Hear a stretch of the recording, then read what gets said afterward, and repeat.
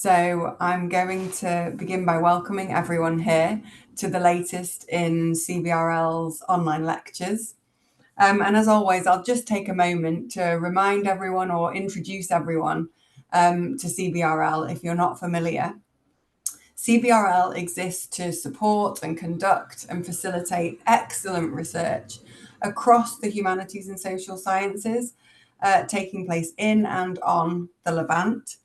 And of course, to disseminate the results of this really spectacular research as widely as we possibly can.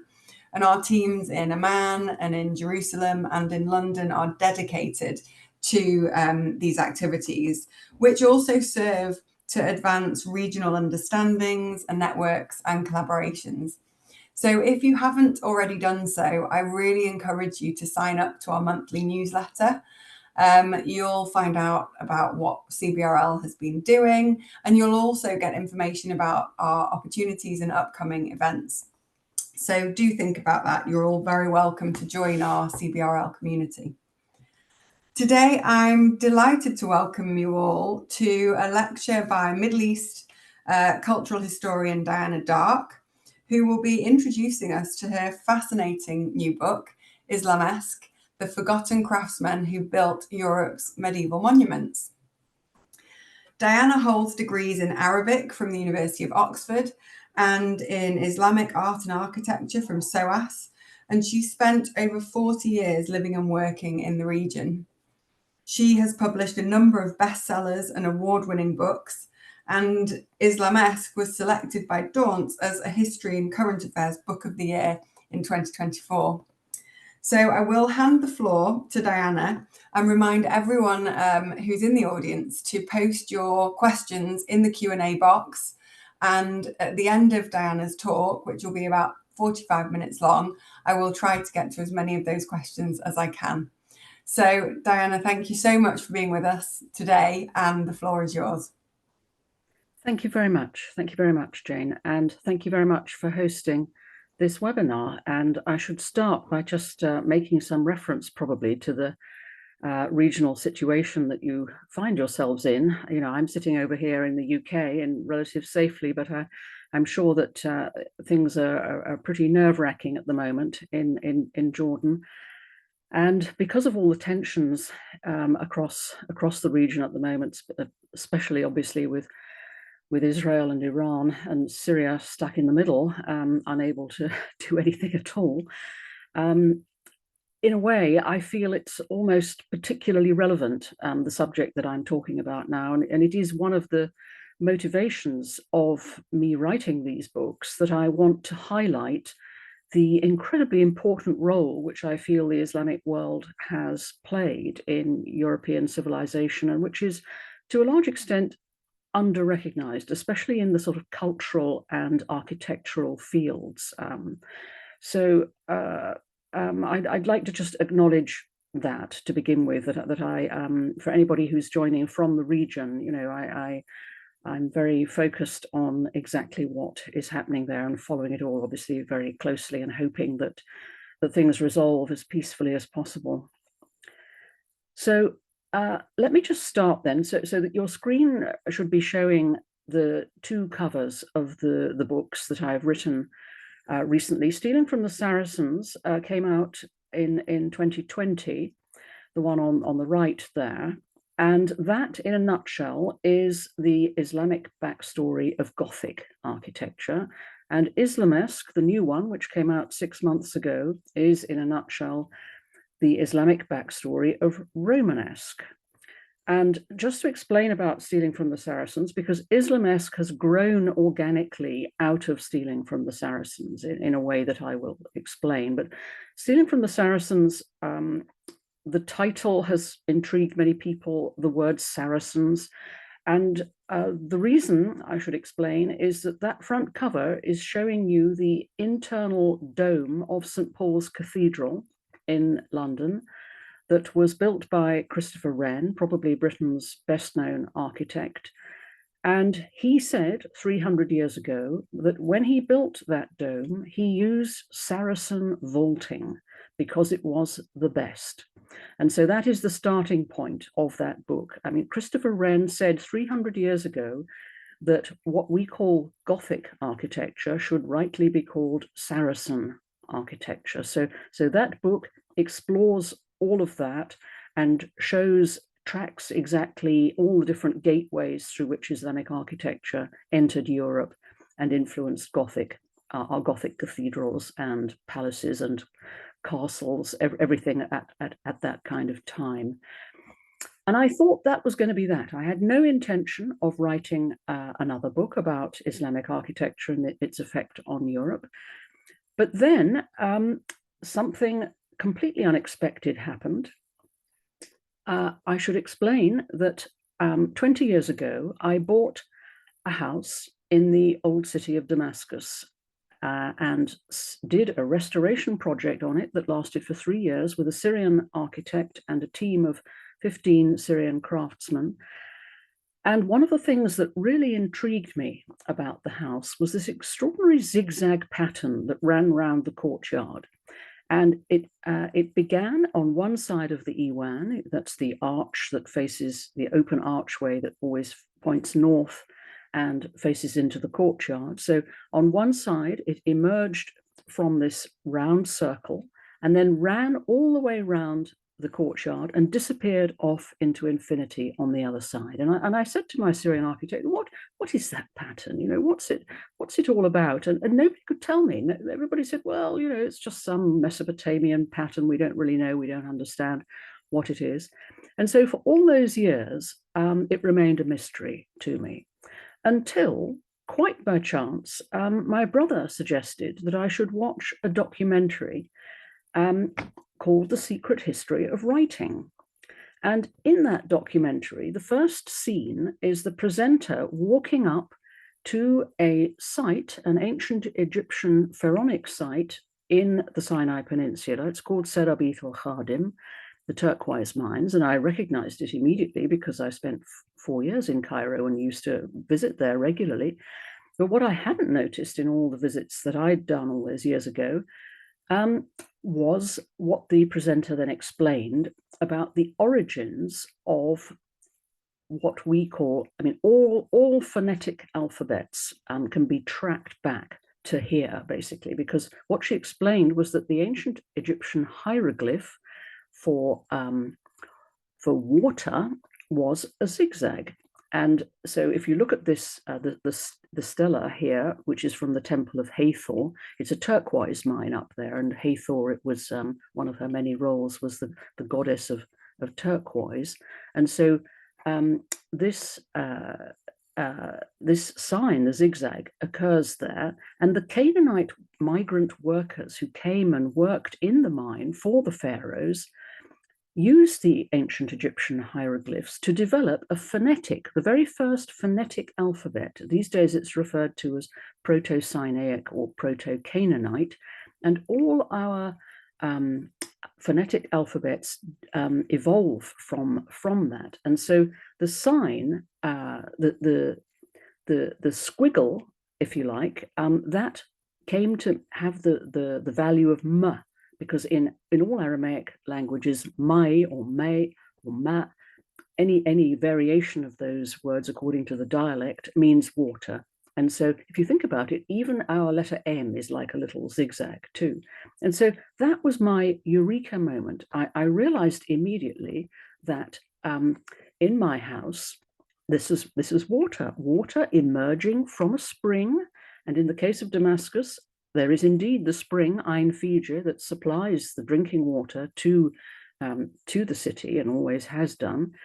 And so the water is emerging from the spring and flowing all the way around the courtyard and disappearing off into infinity. And that was my eureka moment that led to me writing this book, Islamesque. So I then tracked this zigzag. I thought, right, well, if it occurs there, what happened to it? What happened to it after ancient Egyptian usage? And so I was able to track it down through visits to places like the Coptic Museum in Cairo, through Coptic art, because of course the Copts are the descendants of the ancient Egyptians, and from the Coptic iconography into early Islamic iconography. So here in this image, I'm showing it to you in the facade of Qasr Mushatta. It's an Umayyad desert palace in Jordan, actually. I mean, the remains of it are still there, just on the perimeter of Queen Alia Airport, believe it or not. But this facade was shipped back to Berlin, where it is now on display in the Pergamon Museum, and you'll be able to see that when it reopens again after refurbishment in 2027. And so you can see the zigzag there, the water flowing through the vegetation. Basically, it is irrigating the vegetation which is carved all over the facade of this Umayyad palace. So this is 8th century. Then, of course, the zigzag passes into the Fatimid culture in Cairo. And then the Fatimids conquer Sicily, and so they bring it into Sicily. And this image is showing you how, because across the Islamic world, all public drinking fountains are carved with a zigzag where the water runs down. And here it is represented on the ceiling of the Cappella Palatina in Palermo, Roger II's private royal palace. But this image, it has been painted and created by Fatimid artists who came to Sicily or were already in Sicily, and therefore passed their patterns, their iconography over into Christian settings. So the Normans, having conquered Sicily from the Arabs, of course, adopted all these elements, and will indeed have used the Muslim craftsmen who were already on the island and who were extremely skilled. The Normans didn't come with a whole load of craftsmen of their own, so they in building their new constructions there. So here, this is the Monreale cloister, the monastery just outside Palermo, and you can see the zigzags running down the columns here, because in the corner of the cloister there is a fountain with zigzags and running water.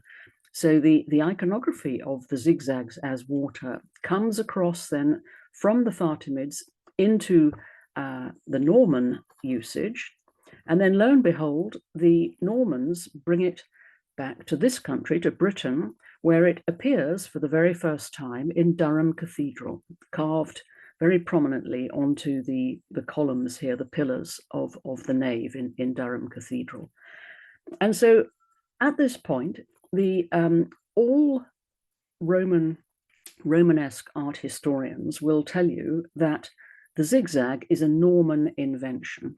And so when I realized all of this, I thought, my goodness, so Romanesque, so-called, which is also known as Norman in Britain, it's the same thing, the words are interchangeable, has adopted this from much, much earlier precedents, but it's been presented as a Norman invention. What about all the other features of Romanesque? What if all of them, in fact, can be shown to be traced back to the Islamic world or even earlier? And Romanesque, incidentally, as a term, was only invented in the 19th century by a pair of French art historians. So it's a very new concept anyway, and we've just sort of adopted it blindly without questioning it. And so by calling my new book Islamesque, I'm basically challenging the European art history world and saying, look, if you're going to call this style anything, you might as well be more accurate and call it Islamesque, a new word that I hope will enter the English dictionary at some future point. So what I began with then, once I decided I want to research this more, what became clear very quickly was that all these cathedrals, which according to Romanesque art historians sort of sprang up miraculously all the way across Europe around the year 1100.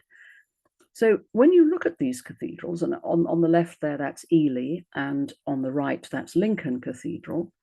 When you look at them, what I soon realized is that what they represent is the very height of technology and innovation for their time. They are streets ahead of anything else that had appeared before on European soil.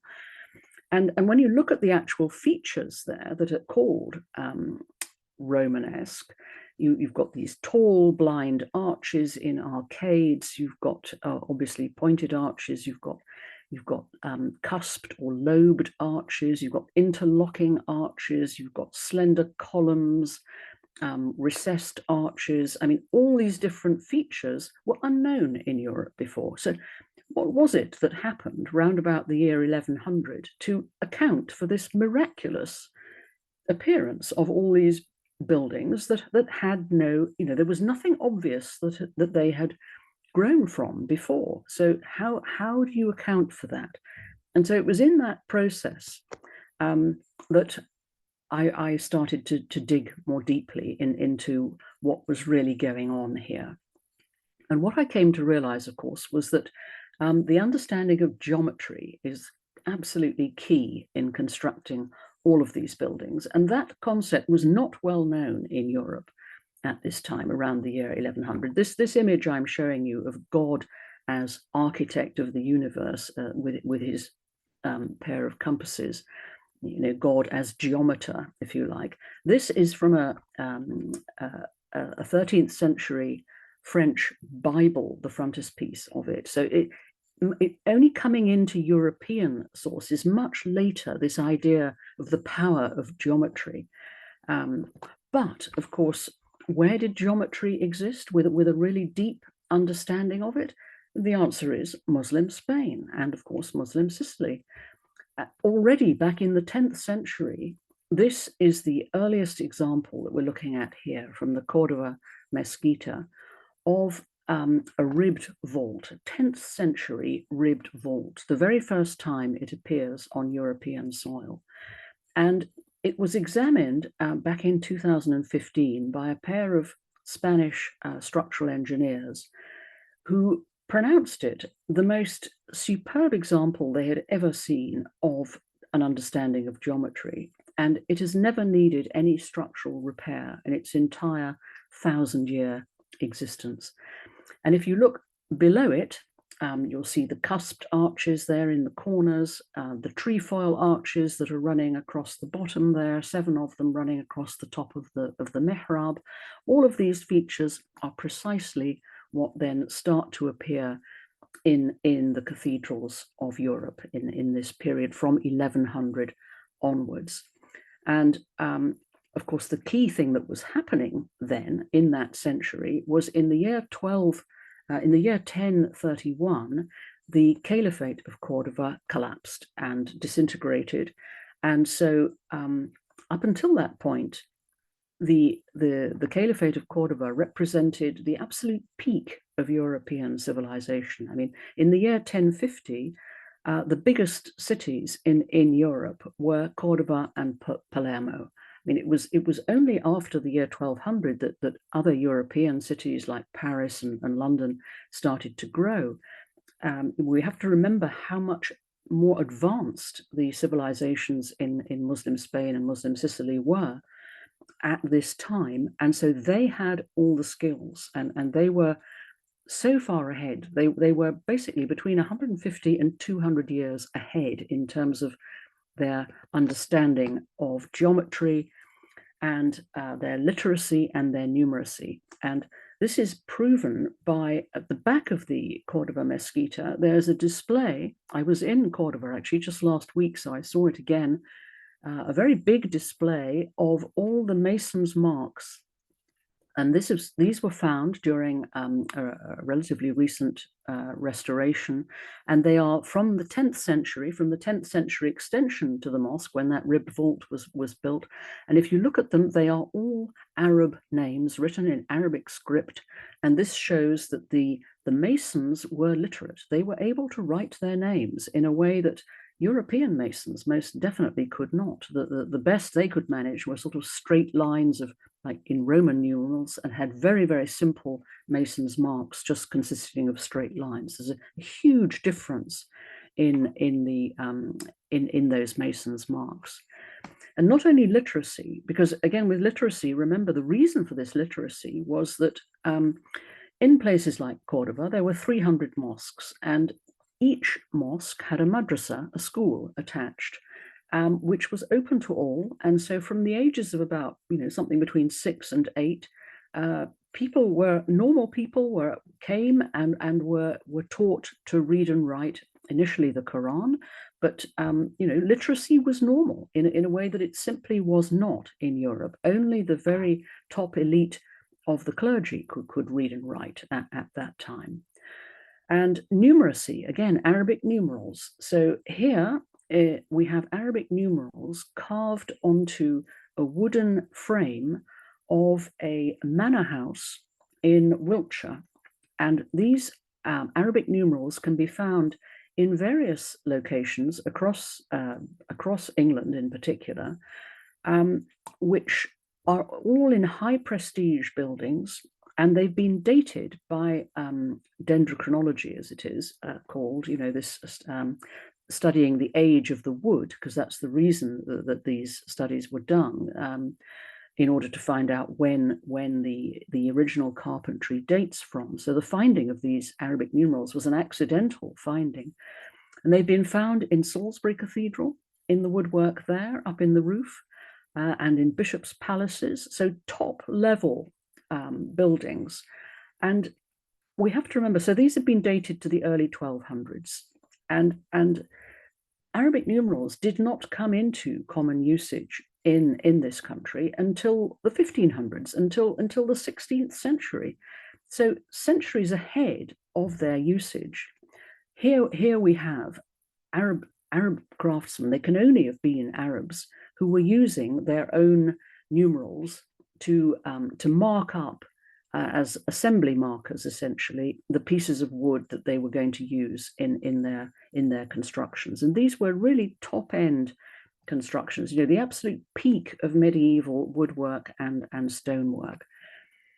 And the same thing in the stonework. This is the west front, the famous west front of Wells Cathedral, which is held up as one of the most superb examples of sculpture in the country. And if you look at that, it is full of all the features that get called Romanesque. We've got the arcades of blind arches, the pointed arches, the interlocking arches, the recessed arches, the slender columns, all of these elements.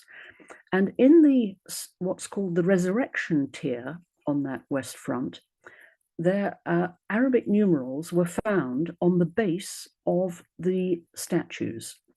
And this is an extraordinary story that I managed to unravel. It was a piece of detective work, actually, that I managed to do with the help of the archivist in Wells Cathedral, who was extremely helpful in providing me with all the information about these Arabic numerals that were found back in the 19th century, actually, during a restoration phase. But nobody could ever understand it, about why these Arabic numerals were up there at that time. And people came up with all sorts of unlikely explanations for it. And they weren't in the right order. They were all jumbled up. They weren't in numerical sequence. And what I managed to uncover was that the reason for this was that the bishop who was commissioning the work died. And then there was a dispute between two rival bishops about who would inherit his position as Bishop of Wells. And it went to a court case in Rome that took 15 years to resolve. And in that time, of course, the masons had nothing to do. Work stopped. And so those masons, those highly skilled masons, moved on to the next commission, which we think was probably Glastonbury. Because their workmanship can be seen there. And so it was after 15 years, they had finished the carvings, the statues, and they marked them up with Arabic numerals on their bases to show where they should be placed in the niches up there. But after 15 years, and they'd moved on, it was only the local masons who had the job then of putting them up there in the niches. And of course, they couldn't understand the Arabic numerals. They didn't know, they were just incomprehensible hieroglyphs to them. So they they put them in the wrong niches, basically, which is why the numerical sequence was all over the place, and why in some cases they just didn't fit, and they had to adjust the niches, trying to squash them into the wrong places. But if you unravel all of that and actually put them in the correct order, you can see that none of the niches would have needed any adjustment at all. They would have all fitted perfectly, and the numerical sequence would have been perfect. So again, it proves that the craftsmen, the masons actually responsible for this extraordinary work, must have been Arabs using their own Arabic numerals, as would have been normal for them. So another feature of so-called Romanesque is these interlocking arches that I've mentioned. And on the right-hand side there, you'll see them on the gateway of the Cordova Mesquita. So these are 10th century. So again, the first time it appears on European soil, these crossing over of arches, it gives a lovely sort of visual ambiguity about whether it's two-dimensional, three-dimensional, and it gives also plays of light and shade, which is very typical of Islamic architecture. And then it comes into our cathedrals over here in Britain. On the left-hand side there, they appear in the Galilee Chapel in Durham Cathedral, directly copied with the slender columns, the double slender columns, directly copying the styles of Islamic architecture. Now, also, in terms of the patterning, the use of frames, for example, and borders is something else that is very important to notice with so-called Romanesque. So on the left-hand side there is a 10th century ivory casket called a pyxis. And if you look at it closely, you'll see this beaded framing, these sort of delicate beaded, pearl beaded framing round all the animals and images that are depicted there. And a lot of people, by the way, say, oh, well, you know, surely you can't depict people in Islamic architecture and Islamic art. Isn't that taboo? But of course, it wasn't taboo at all in a secular setting. It was only in a mosque that you couldn't do that. But so there are many, many examples in secular palaces, especially the caliph's palaces and objects that belong to the caliph, where there is always representation of people and animals. So that beaded framing starts to appear. You notice it very strongly in the 10th century in Muslim Spain and in Muslim Sicily, and also this use of two confronted or addorsed, as they were called, you know, so either back to back or face to face, of two figures, fantastical beasts of some sort, creatures here like in the center there, that is a pair of mermaids in a piece of Fatimid carving in marble that originally belonged to one of the Fatimid palaces that no longer exist in Cairo. Only fragments of them can be seen now in the Islamic Art Museum in Cairo. And on the right-hand side there, that is Lincoln Cathedral, which has taken over the beaded framing there and the pairs of fantastical beasts, in that case, facing each other. But you see it, you know, once you start to notice these little details, you see it all over Romanesque cathedrals, these kinds of images. And woodwork, the same story. On the left, you've got, this is a restored section of the original ceiling of the Cordova Mesquita. You can see the beaded border running around the frames. Everything is in frames and sections and medallions. And on the right-hand side there is a piece of Fatimid carved ivory and woodwork, where again you have the same thing, this sort of geometric shapes, the use of geometry in carving in a very striking way. Everything is always set within a frame. And then you have the few remaining wooden ceilings of Romanesque cathedrals that are left in Europe. The one on the left there is in Peterborough. That's the only one in Peterborough Cathedral, the only one left in the British Isles. Of course, you know, most of them just burnt down over the centuries, which is why they were replaced with stone vaulting. So a handful of them still exist. There are three in the European mainland, and this one on the right is the one in Hildesheim. There's another one in Sillis, a tiny village in Switzerland. And again, when you look at those, you can see the use of geometry. In Peterborough there, the use of lozenges, very, very common Islamic pattern, the use of lozenges everywhere you'll see as a design. And the frames around those lozenges, there are 7 frames around each lozenge, and 3 of them are zigzags. And the construction of that ceiling is a phenomenal feat of craftsmanship for that period. And when I looked at it very closely, and there's an excellent book that's been done about the restoration of Peterborough Cathedral by people, you know, who were up there with scaffolding, doing very detailed work, and they were marveling at the sheer skill of the craftsmen and the way in which it was built. And I recognized that the way they described that, the way it's slightly concave so that it looks from the ground as if it's taller than it is, I recognized all of that from the Cordova Mesquita, the same techniques basically. And in Hildesheim, again, this use of geometry, everything in frames, all those shapes, lozenges, quatrefoils, circles, medallions, and yes, they happen to have saints in there, but that was the requirement now of the new Christian masters. In Italy, again, this use of geometry. This is the rose window in the Cathedral of Troia in Puglia, in Italy. And it's got 11 spokes, and the designs, the geometric designs between each of the spokes are different. And again, this is very typical Islamic architecture. They don't want symmetry. They don't want things to be repeated in that very sort of classical way. It's the complete opposite of classical architecture, because they're trying to mimic nature itself. And nature does not work in right angles. Each leaf is different from the next leaf. And so Islamic architecture is seeking always to recreate that. It gives it this very organic feel that everything is different, and we should celebrate that instead of trying to make everything identical and the same. And of course, the use of geometry in these rose windows is then picked up and developed over the centuries until we get to the absolute peak of Chartres Cathedral, represented here.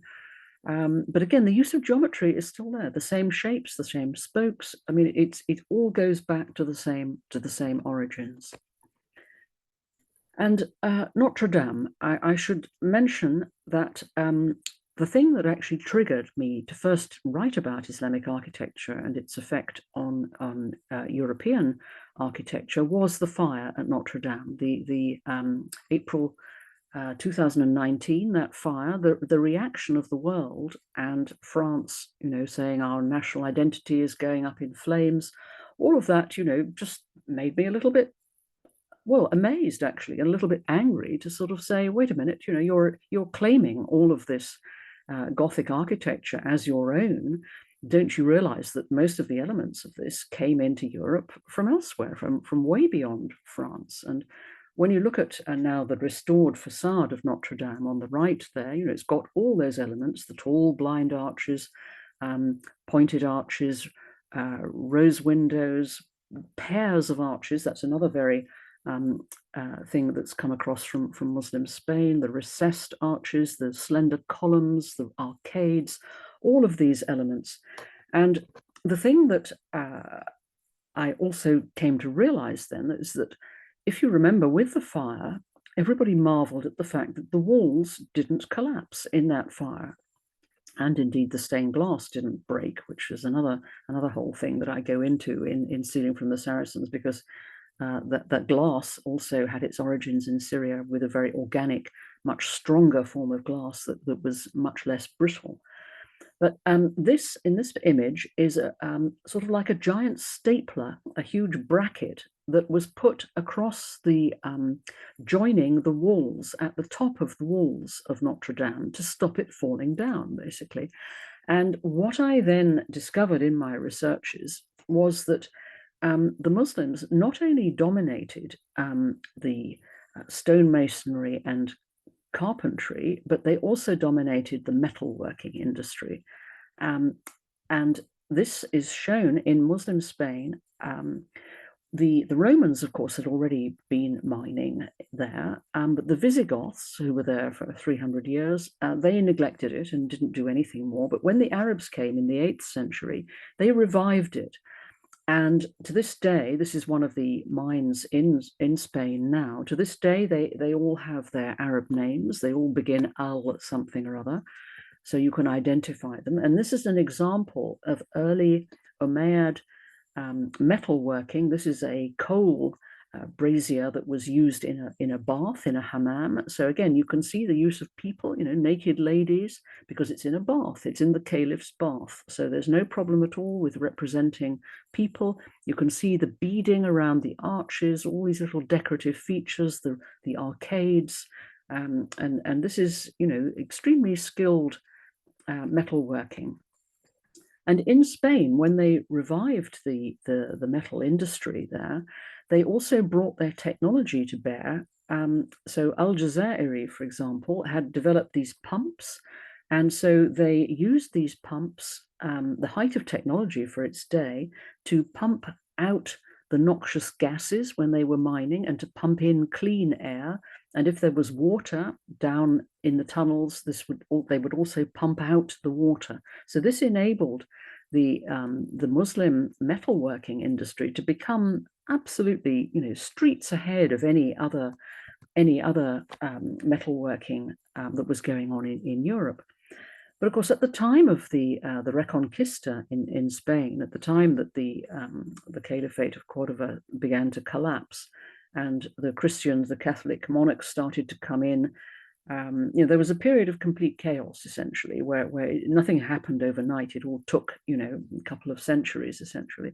But slowly, what happened was that the top Muslim craftsmen, who, as I said, were sort of best part of 200 years ahead of anything that Europe had to offer, suddenly, obviously, had no job. Their masters, their regime, their government had collapsed. And so they went to work for new masters who had new requirements. And so what happens was that for example, the Cistercians, who it was only the monasteries at this time who had the money to invest in all the mining industries. And so the Cistercians developed this reputation for being incredibly skilled metal workers. But where did they get that skill from? From the Muslim metal workers themselves. And this on the left here is a forge inside a Cistercian monastery. And on the right, there is a water wheel that was used to drive the forge. And again, this use of water wheels obviously was brought into Spain from Syria by the Umayyads. Remember that the Umayyads were originally Syrians, and they recreated Damascus, if you like, in Cordoba. They brought all their culture and innovations across from Syria and transferred it into Spain. And so their skill in water management as well absolutely transformed the Iberian Peninsula. So that because of their understanding of how to irrigate and how to control the use of water through things like water wheels, whereas there'd only been one harvest a year, for instance, for crops in Iberia before, the Arabs managed to produce 3 crops a year. So of course this resulted in vast flourishing of agriculture and brought much wealth into the peninsula. And these are the skills that then passed over, and it becomes then the Cistercians who developed this reputation for being very skilled metal workers and water systems people, when in fact, of course, all those skills came originally from the Arab workforce, whose skills they then inherited and used in their monasteries. So essentially, the Muslims dominated the construction industry, and in this image I'm just summarizing it. They dominated the stonework, the woodwork, and the metalwork. And this is a Cistercian monastery here. This is the main entrance to Maulbronn in the south of Germany. And on the metalwork, it doesn't show very well here, but you can see the half moons, the trefoils, the 8-pointed stars are all built into the woodwork there of the image. And in Maulbronn as well, this image of a pair of crescent moons appears and is mentioned in their website as a very mysterious sign that nobody understands. But again, it's very clear that this must have been a kind of symbol that was brought over by the Muslim workers, because you see it in many other areas. So you look at this, for example. This is the rose window from the Cathedral of Santiago de Compostela, the top pilgrimage site of its day at this time. And this is a rose window. When you look at that, you'd think it must be some piece of Islamic architecture. It's got 8-pointed stars. It's got the crescent moons waxing and waning either side of the sun. It's got the beaded framing running round in endless infinity patterns. And yet this is in Santiago de Compostela, the ultimate shrine of the pilgrimage destination of Christian Europe at this time. And it is documented in a few cases that Muslim workers were working at these early monasteries. And so these two are both in northern Spain. On the left there, that is Poblet Monastery, which is another Cistercian one. And again, look at that lozenge, look at the pairs of arches, and the water system there, that looks like an ablution fountain at the entrance to a mosque, but that is actually where the monks washed their hands on their way into the refectory. So again, they transferred these ideas. You've got the slender columns, and on the right-hand side there, you've got Lerida, or Yeda, however you want to pronounce it, the cloister in the cathedral there, where again, Muslim craftsmen are recorded as working. And you can see that immediately in the buildings. This is the point. I mean, one of my main points is that the buildings speak for themselves. You only got to take one look at this architecture with those slender columns, the lobed shapes of the within the arches there, the quatrefoils, all those pointed and trefoil arches, everything about it, and the fact that each one is different. There's no symmetry inside the arch of each section of the cloister. There's a totally different pattern. All of these things are absolute hallmarks of Islamic architecture.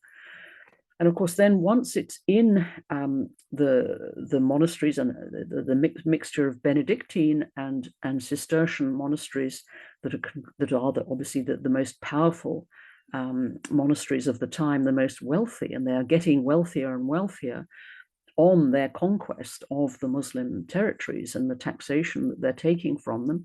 There's one of those ironies that they're taking the money, they're enriching themselves, of course, and also enriching themselves in knowledge by using the Muslim craftsmen to build their new cathedrals. And this is now in southern France, in Moissac. Now, Moissac was very important in Romanesque times, second only to Cluny, the headquarters, the great powerhouse of the Benedictines. But again, you look at the designs here. You've got the twinned slender columns.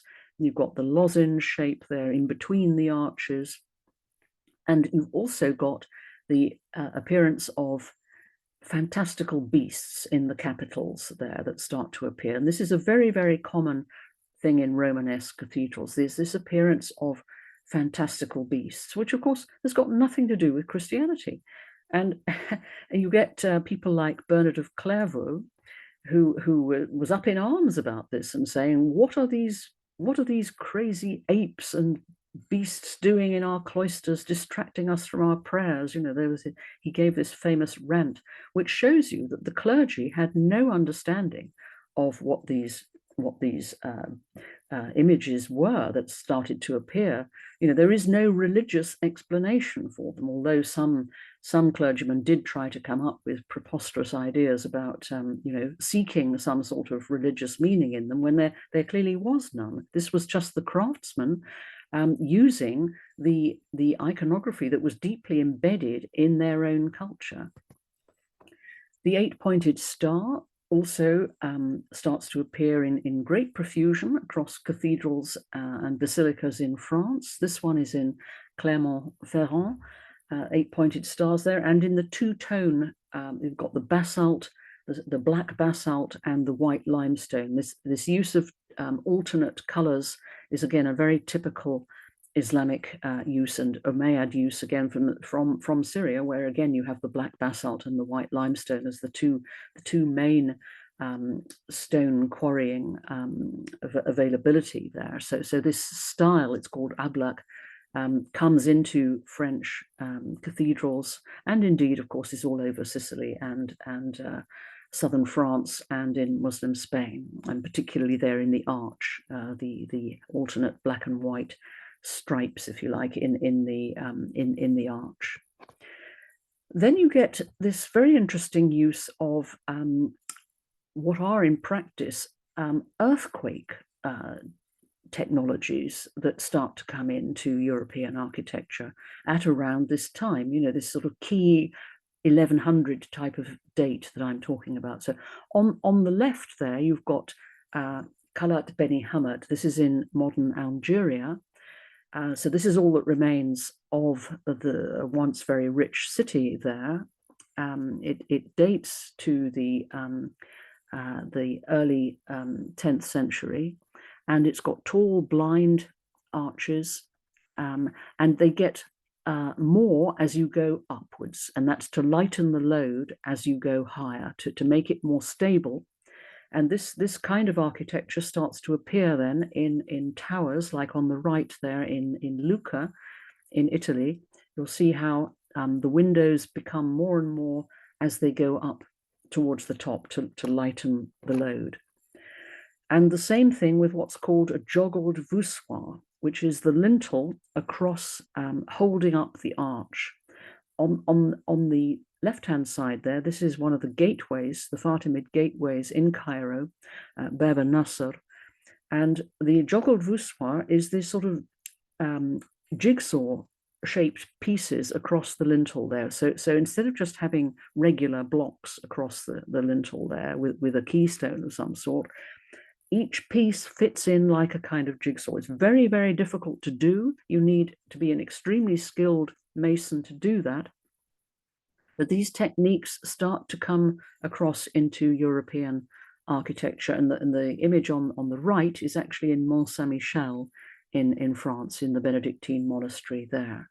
And I've just seen one example of it here in England, in Rochester cathedrals, holding up the very important portal on the west facade in Rochester.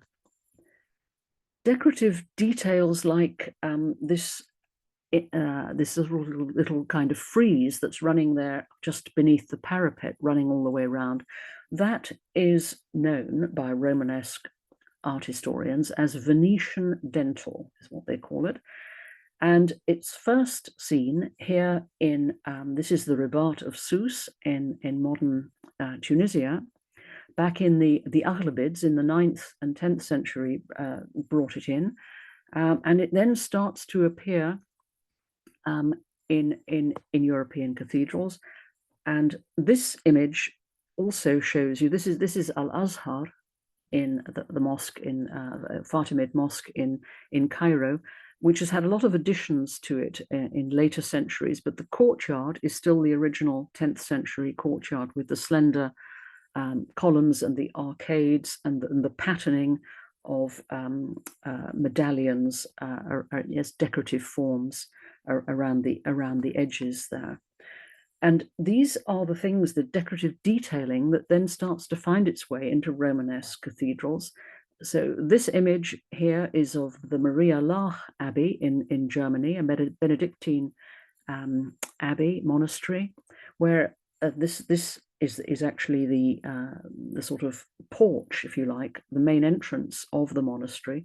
You can see that so-called Venetian dentil running across the top there, the slender columns, the lozenge shape, the decorative shape, the lack of symmetry, the fact that there's the lozenge and the quatrefoil on one side and there's nothing on the other side.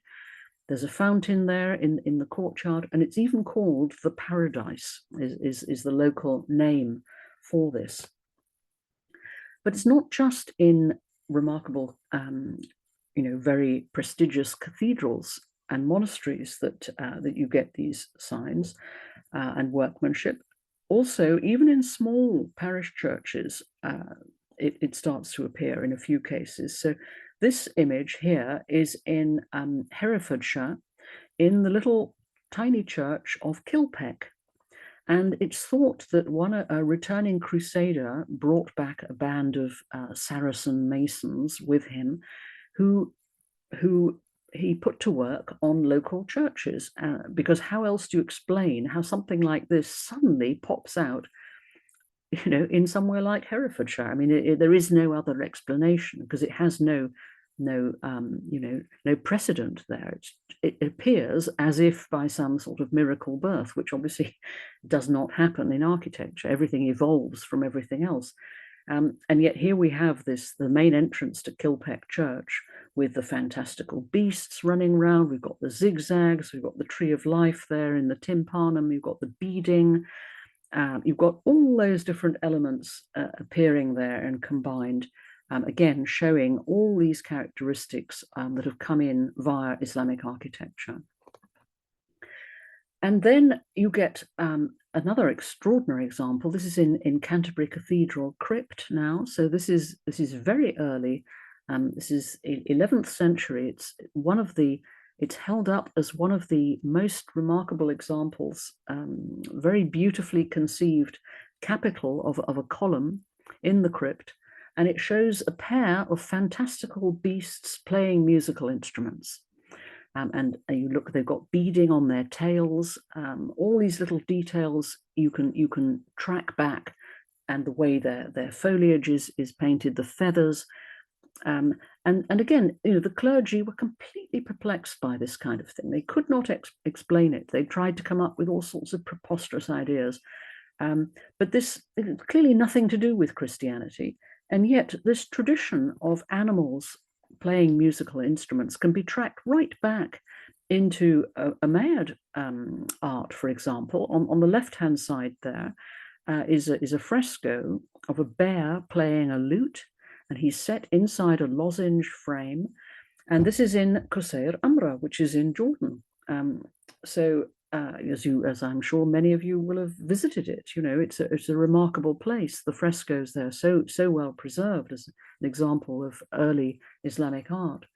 And on the right-hand side there is another image from the ceiling of the Cappella Palatina in Palermo, showing a female musician playing a lute. And again, these are typical scenes of courtly entertainment. This is the sort of thing that top craftsmen were used to having to create for their masters, for their Muslim masters in a secular setting. And so when they were then employed by bishops in churches, when they were given leeway to, so obviously the bishop himself would say, I want a statue of myself, in this place or that place, which they then complied with. But the rest of the decorative elements, they were clearly given a very free hand, because they came up with these extraordinary images, which were from their own sort of archetypal memory, if you like, deeply embedded in their own culture, which they used, which they were familiar with from these scenes of courtly entertainment. And even as late as the 15th century, in Granada, this is a scene from this is the ceiling of the Hall of Kings in the Alhambra. So again, it's a piece of Islamic art showing kings discussing with each other, 8-pointed stars, you'll notice across the top there. And they're discussing, and each one is different. Each one's got a different facial expression. They're all in different positions. They've got their hands in different places, the complete opposite of Byzantine art, for example, where you tend to get identical faces staring straight out at the viewer. These scenes are much more animated. These Islamic artists, showed movement much more readily.